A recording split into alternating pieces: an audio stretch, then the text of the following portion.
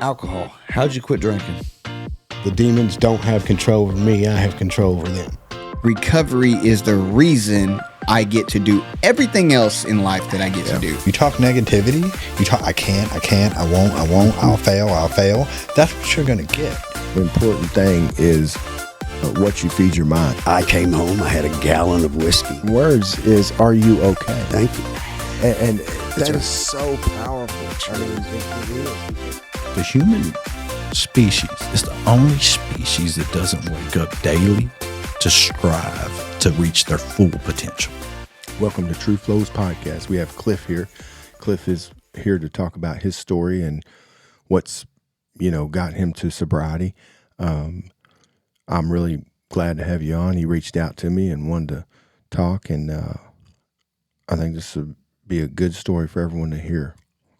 So, Cliff, just start where you feel like, is best for you, man. So, I've been sober since October the 2nd of 2023. Okay. I've been employed consistently. I haven't got fired yet in my sobriety. Right. I'm a dependable employee. I'm getting married in September. That's awesome. That's awesome. I've got a strong relationship with my parents, my brothers, and life is good right now. I don't have any complaints. So, when did everything start? Like when you was a kid, growing up, when was you introduced to I would say, cause as kids, some of us started smoking cigarettes, and kind of got off on, and it kind of went from one thing to another. I mean, what was? So I don't just kind of take us back to as when you was a kid. I guess. Exact age. I first smoked a cigarette, but I know that we was in my buddy's uncle's clubhouse. He had to bounce on a trampoline to get up into the clubhouse, and they had a bunch of cigarette butts up there, and we're up there lighting butts as little bitty kids. And we didn't know how to smoke, so I don't even think we was breathing it down. But me and my parents, so my parents have always had horses, and we used to go horse riding with a big group of people. And I was like 4 or 5, and we come home, and I was telling my dad that this one guy was so cool. And Dad's like, he's an alcoholic. And I'm like, yeah, but he's so funny. Like, dude's cool. And Dad's like, I don't want you to be thinking that that's who's cool. We're done horse riding. Yeah. So my parents would go to this Halloween party every year, and I was like 11, 5th grade-ish, and I'm from a little bitty farm town in southern Illinois. So it's Illinois? Yeah, it's a village of 1,000 people. So a lot of us kids, you're allowed to have a drink, or I'm saying, once you get into high school, you can drink but stay here, and it's just a small community. Right.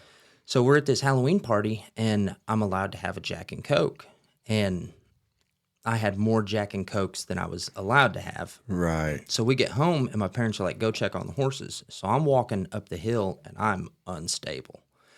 And I fall in the yard, and I remember rolling over and looking at the stars and just going, and it was so I'm a very high-strung person. Yeah. So to get me to slow down enough to be like, yeah. Right. I wanted that again. Right. And the next time I drank, me and my buddy stole a bottle of dry gin out of Mom's fridge and drank that. That was terrible. But I wasn't drinking for taste. I was drinking for the effect that I had that night at the Halloween party. That's crazy. And so when you did that, I mean, you had to, did your parents find out that night, or did you have to kind of when did they start kind of? I don't think it was really any hiding it that night. But I was with them, so I was safe, so it's not a big deal. Right.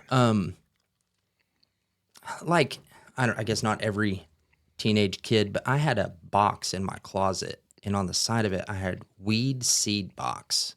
It was where I kept my weed seeds, and my dad found it, and I remember thinking how did you know what was in there? It's what, dummy? You wrote weed seed box on the side of it. So like looking back, Oh my gosh, and like, yeah. you know, I started getting caught with pot, and I was Right. holding my buddy's grinder one time after a basketball game, and I just set it on my dresser because I didn't use a grinder.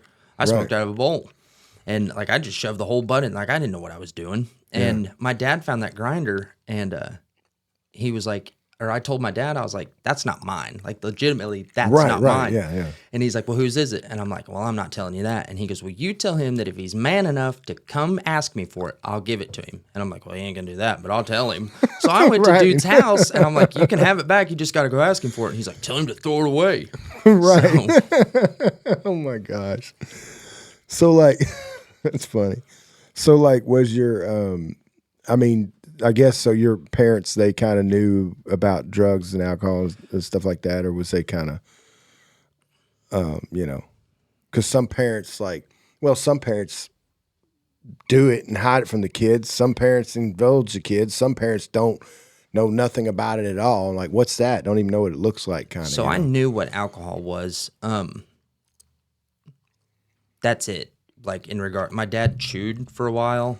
Mom Right. would smoke a cigarette once in a blue Right. moon when she got stressed or something. Yeah. But as far as So like, you had good parents then. yeah, they're pretty still much, yeah. together. Like Yeah. they taught me right from wrong, values, morals. that's They awesome. went to work when they were sick. Like everything I needed was there. Was there, Yeah. right? And I was expected to do my best. And Right. I didn't always want to do my best. So was you smoking weed before you started drinking, or? No. So that once I got drunk that night, So then the it was first like, thing you did was drink, yeah. yeah, I was like, I'm gonna sneak out because I know my buddies are in his dad's garage smoking pot. So like I would sneak out, and it's terrible to be 2 a.m. and your parents call you and be like, where are you at? It's like, I'm running home right now. Right. Right. So like, because you wasn't allowed to be out at 2 a.m. No. Yeah. And so what would you tell them? Just you're over at a buddy's house? Just Yeah. And And- I'm coming home right now. Sorry. Yeah, so I would shut down, or I would get smart with them, and then Yeah. which was both not good. I should have just been honest, but at Right. the time it was like I can lie because you don't know what's going on, and I'll Right. get away with it. That's funny. So okay. So you said you was so you're originally from where? Southern Illinois, it's West Salem, Illinois. Southern Illinois. Yeah, Okay. What brought you to Kentucky? Rehab. Rehab brought you to Kentucky. And so all your family's in Southern Illinois then? Yep. Okay. And so you started drinking. When did your parents find out that it was that was a problem, or did you not ever show a problem, and how'd that go? I never heard of AAs or rehabs or anything like that growing up. Like that was kind of a mythical thing. Right. I've got family that could be classified as hard drinkers, but like they have homes, they have jobs, Yes. it's not debilitating for Yeah. them. So whenever I was in 8th grade, they finally took me to a psychologist or something, and the guy diagnosed me ADD, ADHD combined type. So they started putting me on like Strattera and non-narcotic Adderalls. That's crazy. That's where it starts, man. And it never did do nothing. And I was just ornery. Like I just enjoyed being a problem. Yeah. And unless it was a sports season, and then like I would not get in trouble because I didn't want to run okay. extra at practice. But so the last half of my senior year, they put me on Ritalin, and I liked Ritalin. And by this time, I was selling some weed and getting rid of some other things, and I could trade weed for more pills. So I started going through scripts, and I'd load up before football games. I'd load up before baseball. I mean, I'd be tweaked Right. to the max. And I dabbled in some cocaine here and there. And then whenever school stopped, they was like, well, you're not going to school anymore. You don't need your medicine. When you go back to college, like, we'll give it back to you. And I'm like, okay. So I had taken somebody some coke the weekend prior, and they called me up and they're like, hey, you remember that shit you brought me? And I'm like, yeah. And they're like, well, I got some, come do something. And I'm like, cool. So I go over there, and they already had it lined out, and I do it, and it's not cocaine, it's meth. and like side of my face lights up and I start tearing up and I'm like, what is going on? And they're like, it's dope. And I'm like, oh no, like I've got a problem with pills and Coke. What do you, I was never going to do this. Right. And I can remember once the drip hit, like the thought in my mind was, I don't ever want to draw sober breath the rest of my life. Right. That's crazy, man. That's crazy. And so, I mean, you was already high strung Yeah. at that point too. Yeah. And so, cause like, I was told that, I mean, does it do the opposite effect when you're high strung, or is it still kind of? I'm real scattered and unorganized. Yeah. And whenever I'm on Ritalin or something, like I'm task oriented. I can accomplish things and like I don't get off task. So it doesn't like slow me down or anything. It just like puts everything in a file cabinet and I'm able to like pull the file out and complete the task. Right. Whereas in sobriety, I found that if I just like make a note or set a timer and in my calendar, like I can achieve the same effect. I just have to be a little more disciplined. Right. So, okay. So basically you quit school, and then, or you quit school because of, Yeah. So I was going to college for like a month. okay. or So you didn't two. quit school, you quit college. Yeah. So you actually graduated. Yeah. Okay, cool. And so, but what was you going to college for? Business management. I just okay. JUCO. So you did like, nothing particular. You just kind of, yeah. So okay. I had a full ride scholarship as a cheerleader. and was that something? Okay, so it was more about the scholarship. Then. Yeah. Okay. Yeah. Awesome. And so, is that something your family pushed, or you just? I heard was my you whole able to- childhood that like you're smart, you need to go to college. Like Right, don't, right, Don't that's- don't get stuck in a factory. Go to college. Right. That's the thing that we're taught. Yep. With good intentions. Right. Right. No. Yeah. I got it. Yeah. Yeah. And so I heard that college was that was the partying. Yeah. I mean, that was where And you then get, I knew how that's to- where you get really deep in. Well, I knew how to get stuff, so it was like, oh, there's Cliff. Like, Right. yeah, Cliff is the shoot, man. I don't need to go to class right now. I need to go make us money. Let's Right. Yeah. Yeah. show up and it's test day, and it's like, when did we go over anything? I didn't. Right. Right.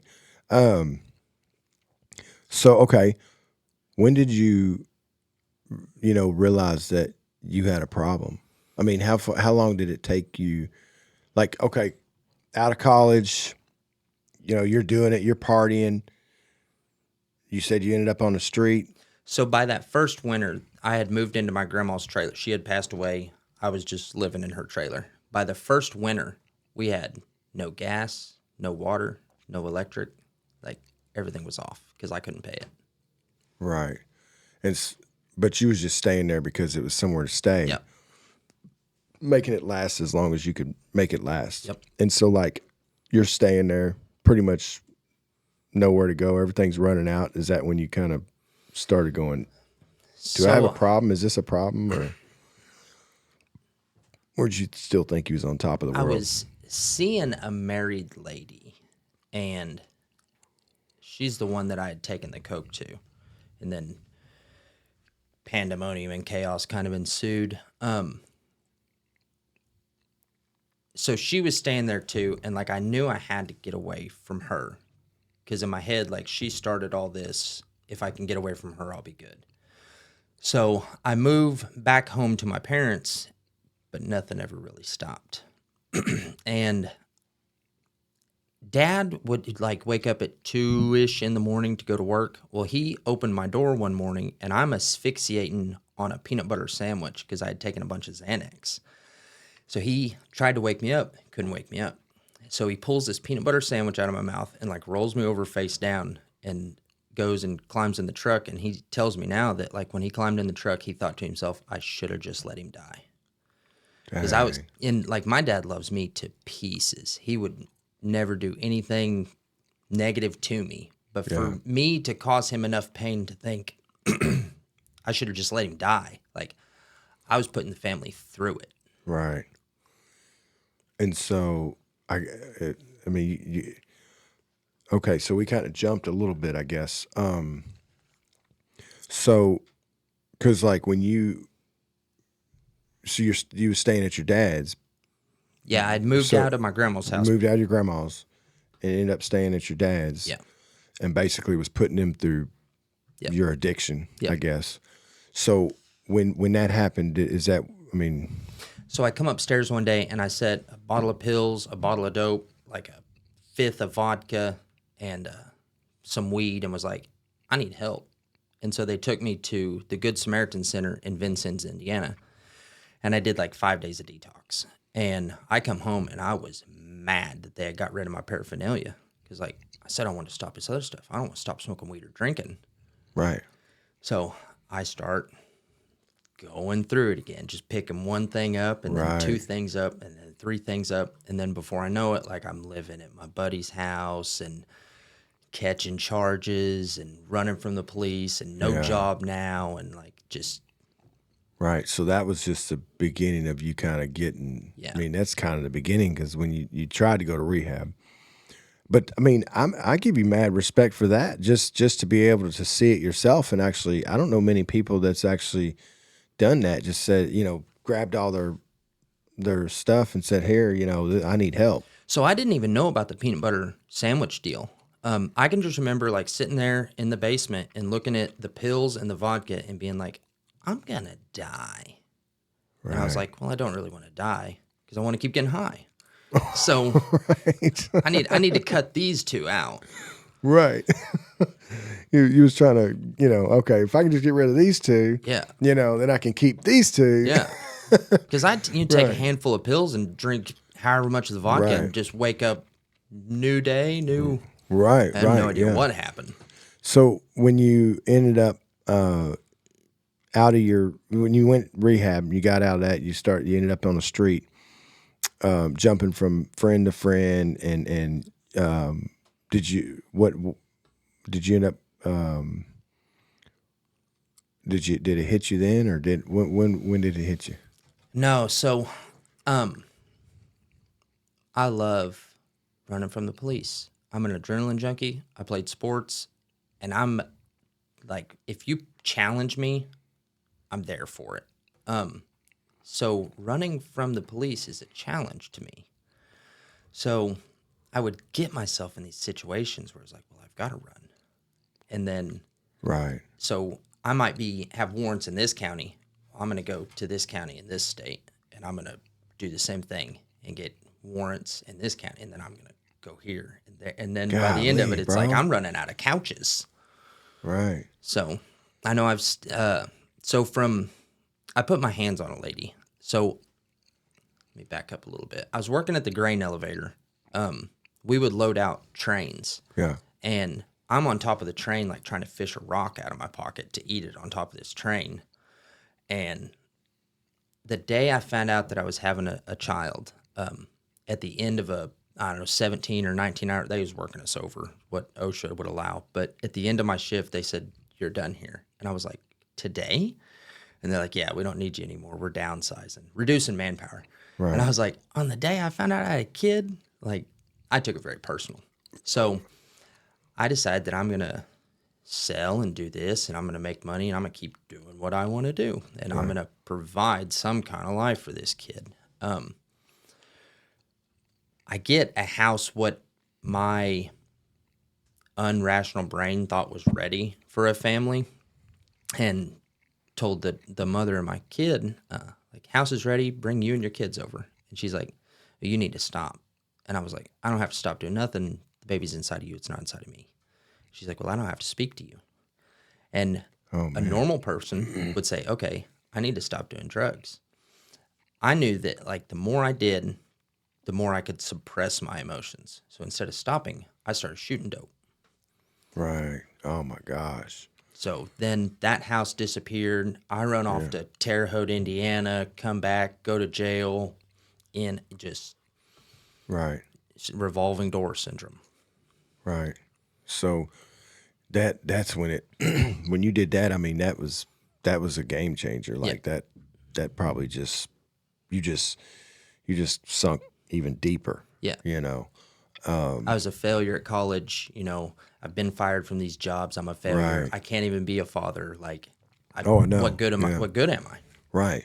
And then that just that it's crazy because that's what it makes it so hard on someone, you know, when you stack up all them failures and it's just like, and you're just going, well, what's it matter anyways, you know? Right. I mean, I feel better doing this stuff, you know, and yeah. And so how long did you run doing that? So I used needle for about 5 years. So I had went to jail in Illinois and I got out and my two little brothers are 11 and 13 now.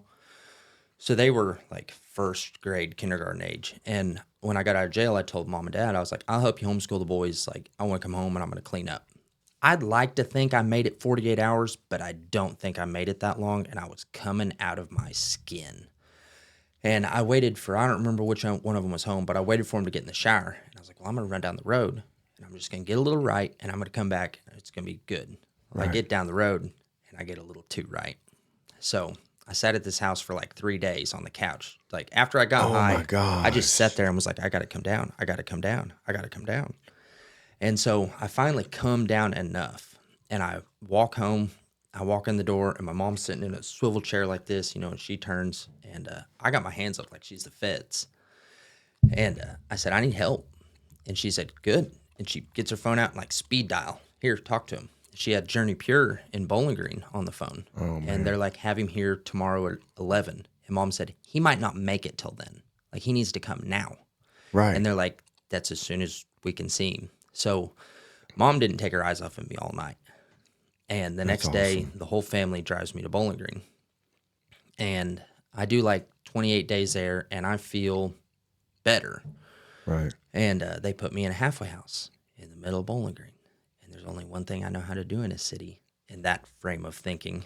Right. It's not conductive. It's find the guy that's got 400 bikes outside of his house and make friends with him. And I've got my in. So I make it like 90 days there. I don't even think I made it 90 days before I started doing acid because I learned a way around the drug testing. Right. And so acid I start, yeah. I start tripping acid. And then it's like, well, I'm going to go get this too. And then get kicked out of that halfway house, go back to rehab, get kicked out of that halfway house, go to this halfway house, get kicked out of that one. Like, man. So I only remember being in Bowling Green for about like 9 months, but the dates don't match up. So I lost some time in there somewhere. I know I about froze to death twice. Outside. Yeah. On the street, pretty much. Yeah. So it was December 29th. It was raining. I was homeless. I was about out of shit. And I was just tired, physically drained, because it's not easy being outside. No, I know.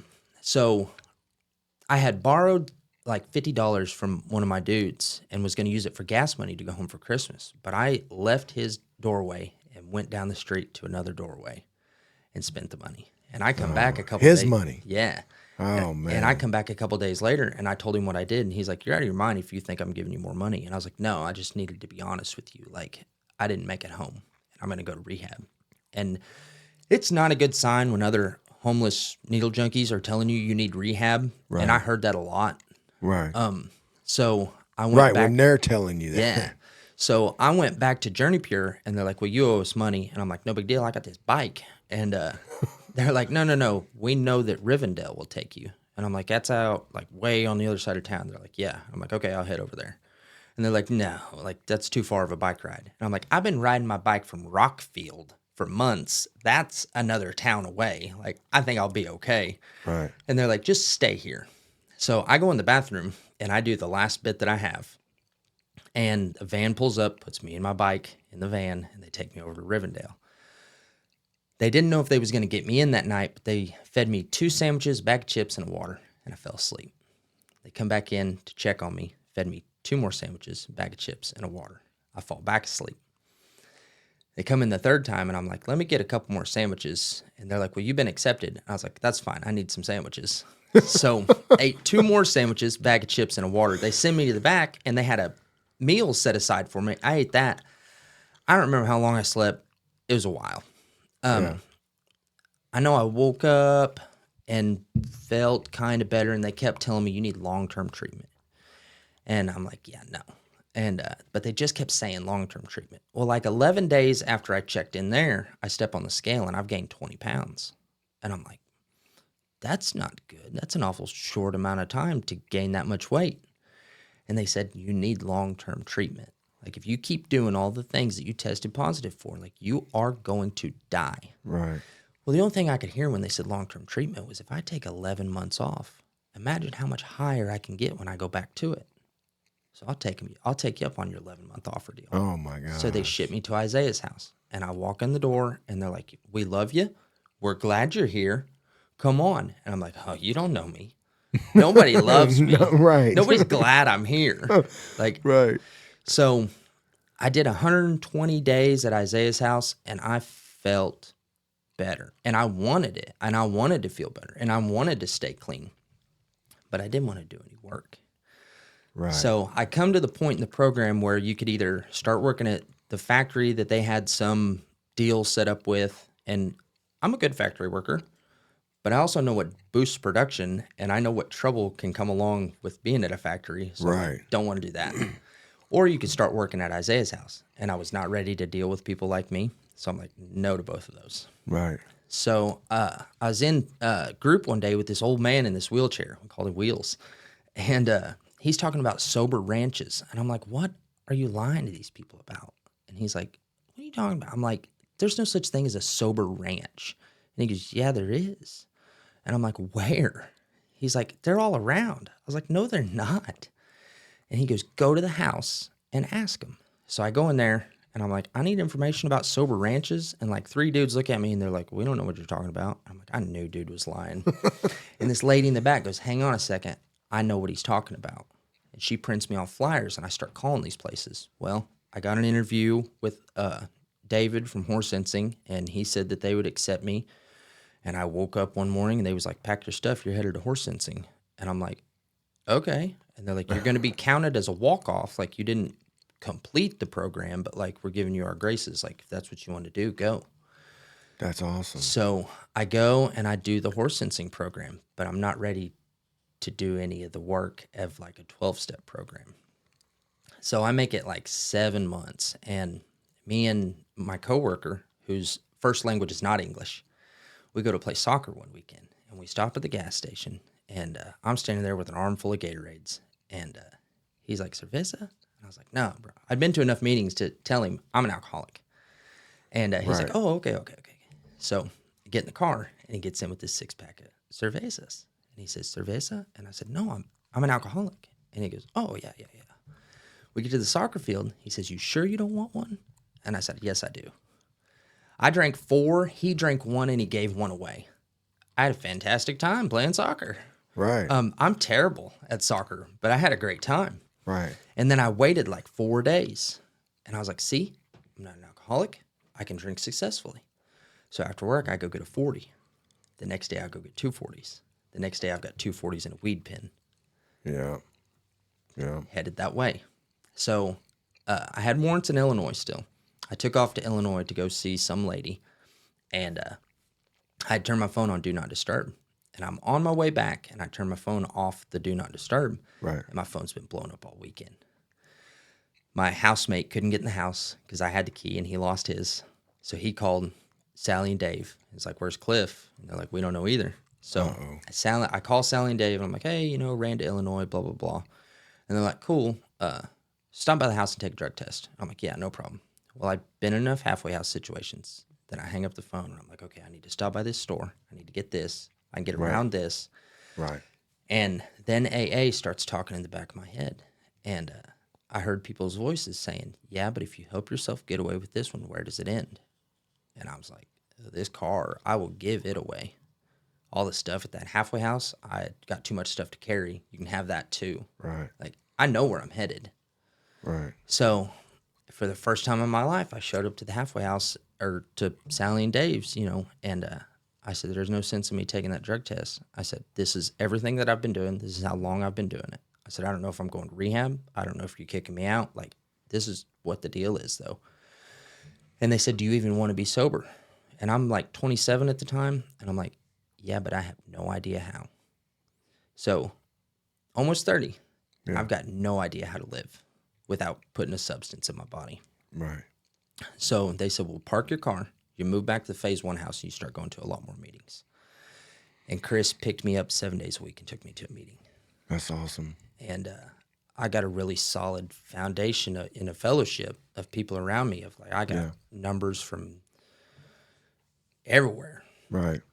And my first meeting back, like, and all this time, like, I'm a needle junkie. I can't be an alcoholic, so I can't be in AA. And You can't be in AA? well, that's what I've been telling myself. Like, I'm a needle right. junkie. I got you. Like, Right. meth's what brought me to my knees, so I can't Right. be an alcoholic. Right. Even though when I drink alcoholically. Right. Exactly. So my first meeting back, I walk in the room and they go, "You're back." And I'm like, "You noticed I was gone." And that's when it clicked for me. Like, they don't want anything from me. They just want for me to do good for me. And if I can, help somebody down the road. So at that moment, they became my people. And then after the meeting, they was like, "Hey, we just started a step study. Your sponsor's in it. Like, come on." And I'm like, "No, I don't need all that. I'm going to see how it goes." And they're like, "Well, your ride is staying for it. So get a piece of paper and come on." And I'm like, dang. So I showed up with my homework done out of spite because I didn't want you to think I was a failure. Like, I can do it, and I'm not going to let you know that I can't do it. Right. So I did it so that I wouldn't be a failure. But, like, somewhere along the way, like, it changed. And I had said, like, my goal starting that step study was to be happy. I became happy. And, like, I can't give you the ins and outs of why the program works, but I know that it works. Yeah, but I know that it works. Yeah. It changed everything about my life. It changed the way I think. It changed my actions. It changed what I do on the day-to-day. Like, it changed everything. That's awesome. It's crazy because, like, it's insane on how many. You're now the 4th person that has taught me that the 12 step is the only way. Because I've been, rustling through my head because I've got a lot of. I'm like one of your family members, you know what I'm saying? Like, I've got so many family and friends that are dealing with it that I love. And so I constantly deal with wanting to fix them. And I know that that's not possible, right? Well, that's what we do. Your family, that's what we want. Right. It's what your family's wanted forever. And so it's crazy because I've really been taught in the last, like I said, you're the 4th person that's actually told me, and I never knew this, that the 12 step is that powerful. And so that's awesome. That's just crazy that, that I'm realizing that. That's something that, is, So what the 12 step does is it gets you to admit that you have a problem and you're powerless over it. right.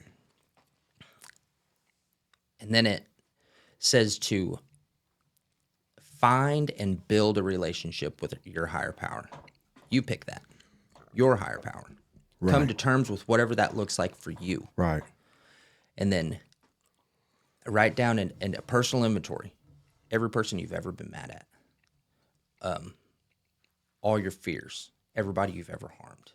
And tell that to another individual. Yeah. And which would be a sponsor. And that, like, you is could go that to the like airport. the second or third? Like, So that's the fourth. yeah. So personal kind of run inventory. through the steps if you don't mind. Okay. I've been curious about this, and I don't know what the 12 step is. And there's probably people that's listening that know. Okay. Or maybe there's some that don't know. But just, if you don't mind, yeah, go from like 1 step, 2 step, just because you'll be the first person that's actually explained it to me in that way. Okay. So 1, admitted we were powerless and that our lives had become unmanageable. So when I pick up a drink or a drug, like, all bets are off. I'm not in control anymore. And even without it, like, I don't manage well in any aspect of life. So step 2 is come to believe in a power greater than ourselves. If you've got issues with God or anything like that, go find a group of drunks. Like, if they can stand in front of the door and you can't get out of the room, that's a power greater than yourself. start listening to those people. If those people have their lives in order, start listening to their suggestions. Right. Step 3, made a decision to turn our will and our lives over to the power of God as we understood him. So our will is our thinking. Our lives is our action. Okay. Seek to do God's will. And my will lands me in jails, rehabs, institutions, like lands me in homelessness. That's what my will does. I don't think well. Right. And my actions don't procure anything positive. So my Gotcha. will in my life is seek to live as God would have me live. Gotcha. 4, made a searching and fearless moral inventory of ourselves. That's our resentments, everybody we've ever been mad at, our fears, they call it sex relations. It's a harms done. It's all of our relationships in our life, whether they be sexual or parental or, you know what I'm saying, relationships in general. And then step 5 is admitted to God, to ourselves, and to another human being the exact nature of our wrongs. That's where we share our step 4 with another individual. If you've got problems with somebody you're going to see regularly, knowing all that stuff, find a preacher in Timbuktu, or go to the airport and find somebody that's about to get on a plane to China. Like, just, they don't have to understand you. Just go tell somebody. It's advised that you do it with a sponsor because that sets you up for steps 6 and 7. And step 6 is we're entirely ready to have God remove all these defects of character. So my sponsor, when I sat down and did my 5th step with him, he had a list of character defects. And as we would go over them, he would say, well, that affects ego, this, that, you know. And I'm like, yeah, you know, or this. And he, no, not that. Like, it's ego. And I'm like, okay. So 7, humbly asked him to remove our shortcomings. That's where we're ready to be rid of these character defects. And, like, I understand that I can't remove them because I can't remove my alcoholism either. Like, only God can do that for me. And I'm ready to have him do that. Right. Step 8's made a list of all persons we had harmed and became willing to make amends to them all. There's a lot of gas station attendants that I don't even know where I was. Like, I don't know how to find you to make amends to you. I have to do a living amends and just know that I'm living differently today. There's some people that may not want me to make an amends to them because I've harmed them badly enough. Right. I'm willing to if they're ever willing to hear it. Right. I got you. And then 9 is made direct amends to such people wherever possible, except when to do so would injure them or others.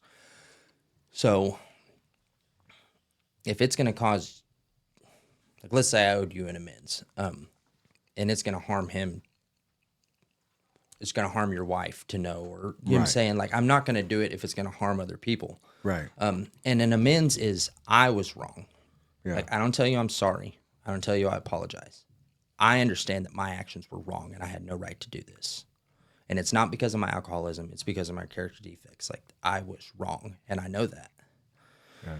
10 is continued to take personal inventory, and when we were wrong, promptly admitted it. So that's like if I lose my cool on my boss, like, before the end of the day, I need to go approach that individual and say, I was wrong. Like, I acted poorly, and I'm going to try to do better in the future. Step 11 is sought through prayer and meditation to improve our conscious contact with God as we understood him, praying only for the knowledge of his will for us and the power to carry that out. Pray and meditate. Praying is talking to God, meditating is listening. Yeah. So what would he have me do? Right. All throughout my day. Right. Not at a meeting. Right. Not at, you know what I'm saying, everywhere. Yeah. And then 12 is having had a spiritual awakening as a result of these steps, we tried to carry this message to alcoholics and to practice these principles in all our affairs. That's living different. 10, 11, 12 is the walking around steps. Right. That's just living different, living That's as awesome. God would have me live. That's awesome. If somebody needs help, like, I'm not really allowed to tell them no.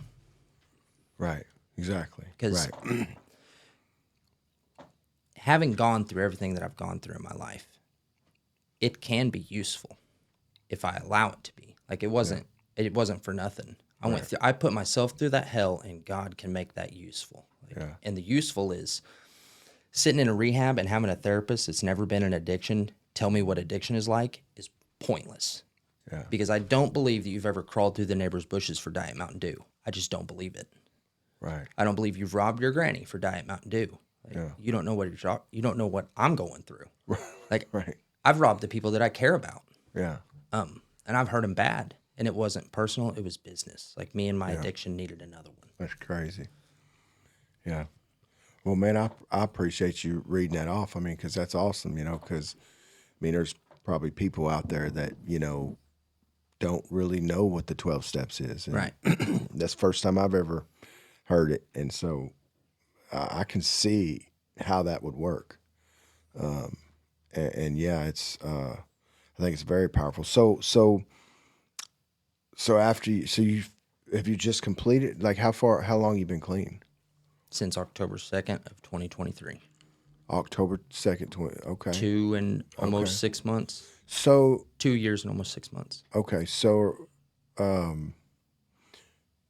you just did you end up getting a place here in Shelbyville, or what would you do So after you I work at a horse farm, and my housing's provided for me. right now? Yeah. Still. Yep. Okay. That's awesome. So once you complete the program, you can actually become an employee The horse sensing. at the horse center. Yeah. Right. And so you've completed the program. So what they are is it's a recovery program that trains you to be a horse groom, and then they find you a job in the horse industry. Okay. So So I know how to brush horses, take Right. care of them. Right. So that's awesome, bro. It kind of reminds me. It kind of reminds me of Yellowstone. I've never seen it. Never seen that? You should. That's a pretty good show. You should watch it. But that's Yellowstone is that's kind of what they are. They're not really a rehab, but they hire cowboys, right? But most of the cowboys do end up going through. It reminds me of that. It's like I kind of was watching that show and going, man, that would be cool to kind of have a rehab where people could go because you learn something. You know what I'm saying? So the horse will reflect your inner emotions. Right. Yeah, I can see If I that. go in there mad, it doesn't know what I'm mad about, but it knows I'm mad. And it don't like it. Yeah. Yeah. So I've got to go in calm. And even then, sometimes, like, you go in there calm, and a horse doesn't want to act calm, and it'll test you. Because it knows. Yeah. It can probably feel Well, your they're energy. they're just like dogs. Like, they've all got a different personality. Some are ornery, some are scared, some are lovey. Yeah. That's awesome. So, well, so you did mess with horses a little bit when you was younger, you said. So my grandpa and my aunts and uncles all raced standardbreds. And then my mom had quarter horses. Well, mom and dad had quarter horses. Right. So I grew up riding horses. Yeah. So when you found out that there was a rehab with horses, you were like, "Oh my gosh, I can go home and be in rehab. You felt home. Yeah. Right. That's awesome. And so have you think that you think this is your passion that you finally found, didn't realize? I don't think I want to work with show horses forever. No. Okay. I'd like to retire one day. And Right. it's not the greatest paying gig in the world, but like it's exactly what I needed when I needed it. Right. I got you. Well, ain't there other things that you can do that's still around horses that kind of, because There's a million different jobs in the industry. yeah, well, because it just makes me feel like, like you said, and you said it, that it made you feel comfortable. Yeah. And even though you're not home, it kind of makes you feel like you're at home. So Well, I'm outside. I love being outside. So like, that too, right. So that's what kind of made me think that, my experience, I feel like that you should definitely stay, around horses. That's just my opinion, by kind of hearing your story and that the way you felt, when you went to rehab and was around horses. I feel like if you got another job and there wasn't horses, that it would kind of you would feel off. That's my opinion because of how good you feel being around them. So, I think if it was me, and you may not kind of know that right now. You may kind of somewhat feel that, but then you're like, I don't really want to do horse rest. But maybe there's something that you would like to do. Maybe it's you wouldn't want to groom them, right. What you do now. But maybe there's something you would like to, that would, that's just my opinion. I guess the dream I could be is wrong. to like give mountain tours on a horseback. Like Okay. that would be Well, let me tell you something. That's not too far fetched, bro. right. You know, I mean, it really ain't. I mean, and I think, you know, I think it's major for us to do something we love to do, because you know, you stop doing this and you go work somewhere. Who's to say? You know what sucks is like you get a job offer in a factory, and you're like, I went to college to not be in a factory, Right. right? Yeah. But like people do that because how do you pass the opportunity? Hey man, I got you a job, man. You can start out 35, 40 an hour, and you're Right. like, I got to do this. Yeah. Got all the money in the world, no time to spend. But you're trapped into something you really don't care. You know, that's where people do that a lot because of money. And I get it, it's tough in this world. So you know, if you get a good job, you got to try to, you know, you got to really think about what you want to do there. But that's why I say, you know, right now, you're in this stage of getting back to reality. Okay, you're kind of like and don't take this personally, but you're kind of like a kid, you know, that's like, all right, time to get a job, even though you do something now. So whenever I was in rehab or whenever I come to horse, I don't remember which therapist it was, but they asked me what I like to do, and my knee-jerk response was summer baseball. Oh yeah, okay, The last thing I did whenever I was sober was summer baseball. that's cool. And you know, I don't think it's, you know, how old are you? 29. I don't think it's too old to get involved in that, man. You know, I mean, you know what I think that stops people from doing something like sports? And not all, this is just my opinion. This is not statistics or anything like that, but I think that, and not just with sports either, with music or with something that's kind of, I guess some people would say far-fetched to try to do. You know, most people are, you ain't gonna be no baseball player. Or, Right. yeah, you ain't gonna be no rapper. You know, I think what stops people is they go, well, I won't be, you know, the next Mickey Mantle. So why even try to do it? Or I won't be the, you know, whoever. You know what I'm saying? Like, and so it stops them. But what people fail to realize is even if you wasn't a major league baseball player, you can still make good money playing baseball. I think being a major league baseball player would kill me. Right. But what If I'm you gave saying, an alcoholic like me millions of dollars.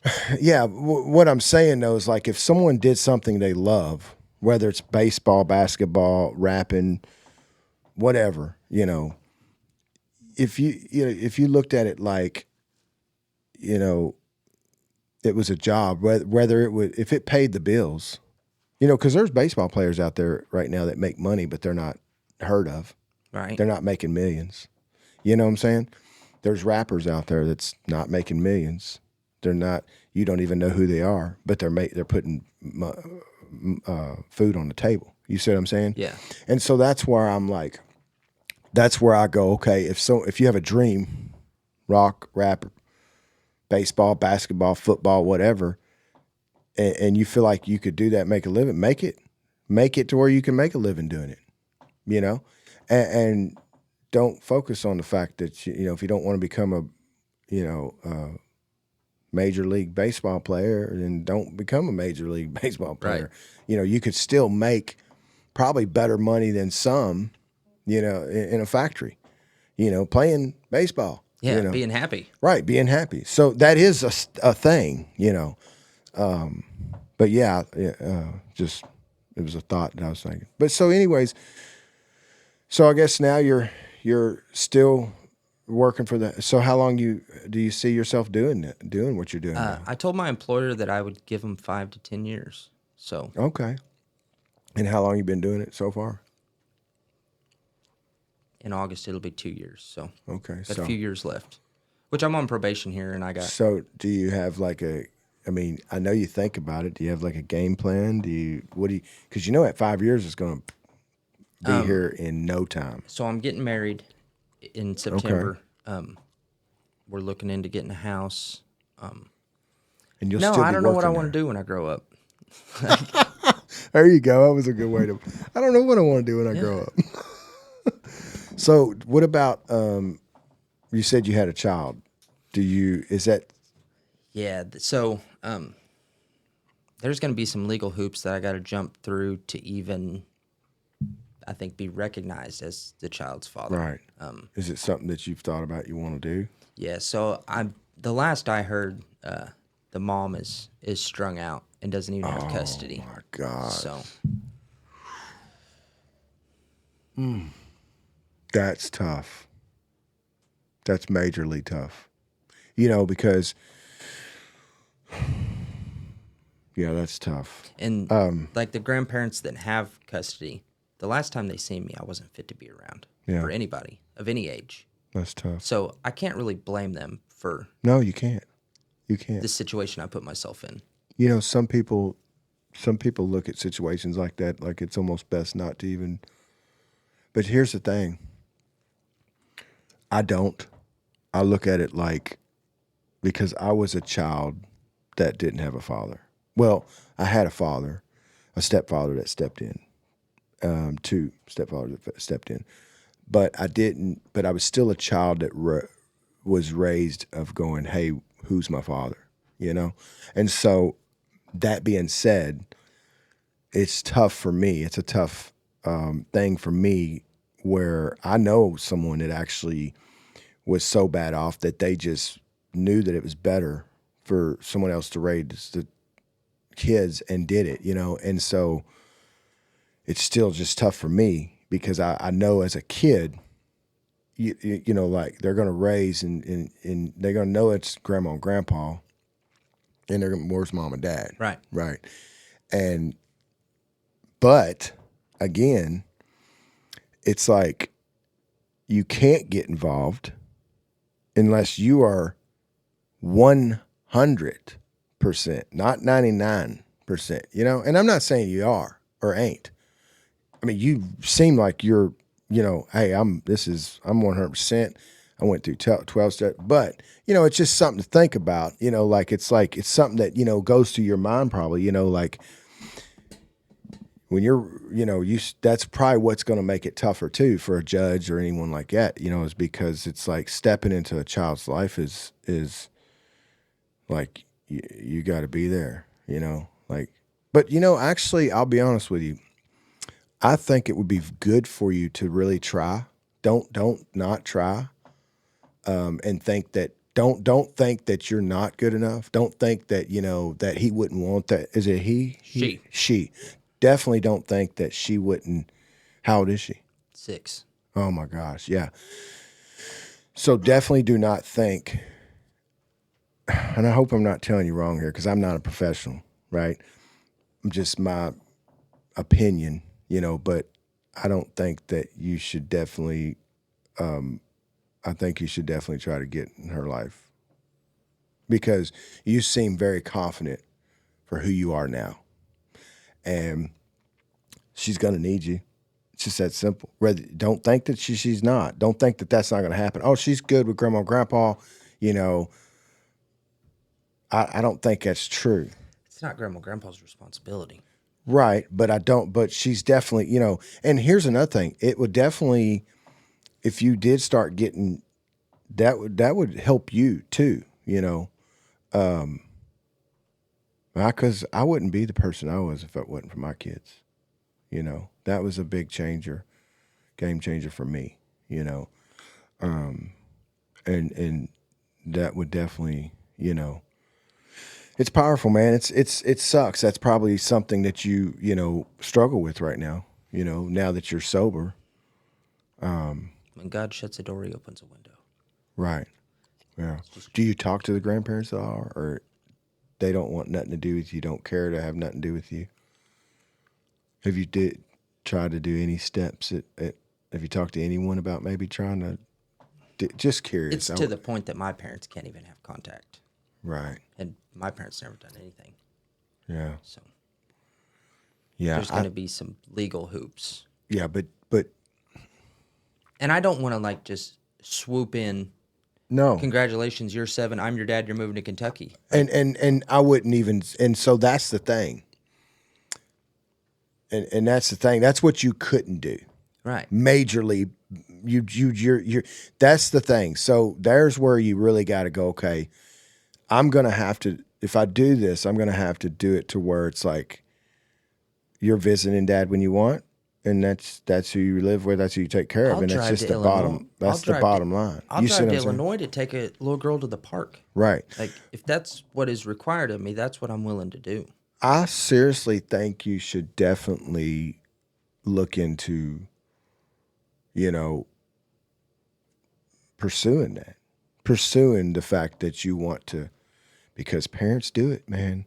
I know a situation right now where I don't know if it was the father or mother, I can't remember, but one of them got sober and they're about to get the child back from the grandparents because of their awesome. goodness. So it's definitely heard of. They want that. Okay. The system wants that. And it's crazy because, again, you got to understand, because a lot of people don't, you got to understand what's powerful for this child. And you said it for yourself. So remember, keep that in mind. Even if you do try to do this, keep in mind that, that's all she knows. Yeah. So you can't take them from her. You can't. It's just no, and I for the goodness of your daughter, you can't. And I'm not saying you would, but and that's what you just tell them. Say, look, I don't want to. I just want to be in her life. Right. I don't, because that's who she knows. And not only that, the grandparents too.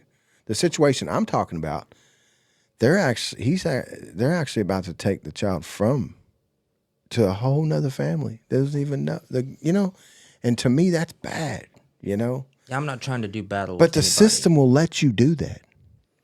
But don't is There's what I'm saying. Holes all over our system, bro. The system will let you do that, and I say that it's not good for the child because But I definitely say, you seem like you're 100%. I would definitely go for it because it'd be something for you to. I feel like it's good to have a go in your life and to get back in her life, and then once you do that, I think it's going to be a huge. Which she's in what Illinois. Mm-hmm. Yeah. Well, now what part of Illinois ain't too bad? About 4 or 5 hours. Same interstate. Right, 64. Yeah. 3. Okay, so technically, so it's just right in Illinois. So you're only like 3 hours away. Yep. Oh, that ain't nothing. That ain't bad. So where you so you're still here in Shelbyville? Mm-hmm. Okay, and y'all plan on getting a house in here in Shelbyville? Somewhere close, yeah. Okay, Shelbyville's a nice place. Small, But it's a city. There's a lot of drugs here. Where I'm from. There's a lot of drugs here.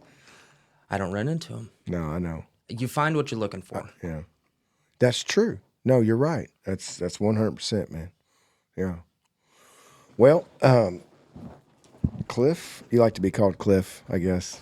I know we called you Some Clifford. people call me Cliffy, Cliff, Cliffy. It don't make me. Man, it was really nice having you on. I guess we'll leave it at that. I appreciate you giving me a I voice. really, man, I appreciate you coming, man. You had an awesome story, and I feel like there's going to be some people out there that's really going to. I think this is really going to change because especially you giving the 12 steps. I'm very grateful that you was able to read that off and let people hear it that probably doesn't have no idea what it actually is. So, Right. I didn't. Yeah, I appreciate it, man. We'll just call this up.